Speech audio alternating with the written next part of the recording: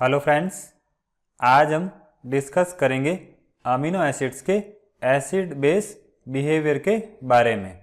इसको हम dipolar nature भी कहते हैं। देखिए, जब किसी अमाइन को कार्बोक्सिलिक एसिड में ऐड किया जाता है तो एक कार्बोक्सिलिक एसिड का अमोनियम सॉल्ट बनता है और इस अमोनियम सॉल्ट के फॉर्मेशन में प्रोटॉन का ट्रांसफ़र होता है।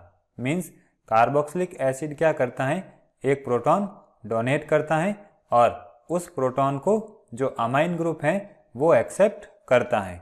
अब अमीनो एसिड की बात करें तो उसमें अमाइन और कार्बोक्सिलिक एसिड ग्रुप एक ही मॉलिक्यूल के पार्ट होते हैं। तो इस सिचुएशन में जो प्रोटॉन का ट्रांसफ़र है वो इंटरनली होता है। मीन्स एक ही मॉलिक्यूल में होता है और उससे एक इंटरनल सॉल्ट बनता है जिसको हम डाईपोलर आयन या ज्वीटर आयन कहते हैं। देखिए, ये हो गया एक अल्फा अमीनो एसिड। इसमें एसिडिक ग्रुप क्या करेगा, एक प्रोटॉन रिलीज करेगा जो कि इस अमाइन ग्रुप द्वारा एक्सेप्ट कर लिया जाएगा। देखिए, एसिड की बात करें तो वो हमेशा H+ आयन डोनेट करता है और बेस की बात करें तो वो हमेशा H+ आयन एक्सेप्ट करता है। तो इस तरह से प्रोटॉन के ट्रांसफ़र से जो आयन बनता है उसको हम ज्वीटर आयन कहते हैं। अब यहाँ पर पॉजिटिव और नेगेटिव दोनों चार्ज प्रेजेंट होते हैं। इसी वजह से जो अमीनो एसिड्स हैं वो डाईपोलर नेचर शो करते हैं। अब बात करते हैं अमीनो एसिड के डाईपोलर आयनिक स्ट्रक्चर के फेवर में कौन कौन से एविडेंसेस हैं। तो देखिए, अमीनो एसिड्स डाईपोलर आयनिक स्ट्रक्चर की वजह से फॉलोइंग प्रॉपर्टीज शो करते हैं। सबसे पहले बात करते हैं सॉल्युबिलिटी की। तो अमीनो एसिड आयनिक नेचर की वजह से वाटर में हाईली सॉल्युबल होते हैं, लेकिन कॉमन ऑर्गेनिक सॉल्वेंट्स में इनसॉल्युबल होते हैं। अब इनके मेल्टिंग पॉइंट्स की बात करें तो उनकी वैल्यू 473 केल्विन से अबव होती हैं। मीन्स इनके मेल्टिंग पॉइंट्स की वैल्यू हाई होती हैं और ये सारे अमीनो एसिड्स मेल्टिंग पॉइंट पर डीकम्पोज हो जाते हैं। अब अमीनो एसिड्स के जो एक्वस सॉल्यूशन होते हैं वो ऐसे सब्सटेंस के सॉल्यूशन की तरह बिहेव करते हैं जिनमें डाईपोल मोमेंट होता है।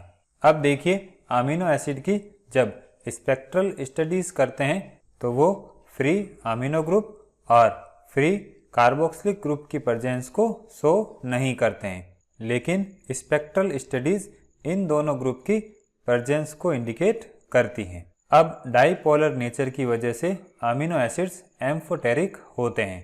मीन्स वो स्ट्रॉन्गर एसिड से एक प्रोटॉन एक्सेप्ट कर सकते हैं और स्ट्रॉन्गर बेस को एक प्रोटॉन डोनेट भी कर सकते हैं।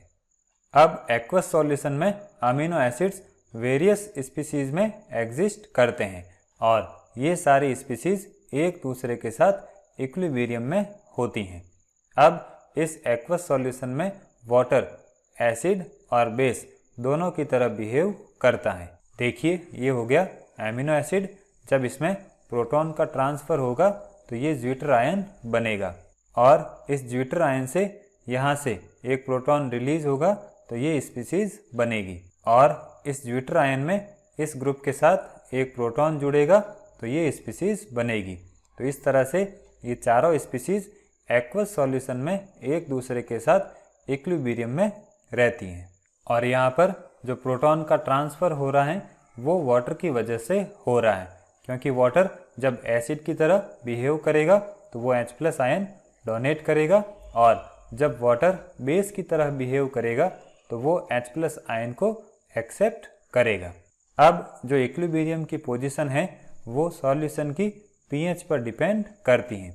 मीन्स अगर pH लोअर होती हैं या एसिडिक होती हैं तो उस केस में जो कॉन्जुगेट बेस फर्स्ट B है वो प्रीडोमिनेट करेगा और अगर हम हायर pH मेंटेन करते हैं या एल्कलाइन रखते हैं तो उस केस में conjugate base first C predominate करेगा।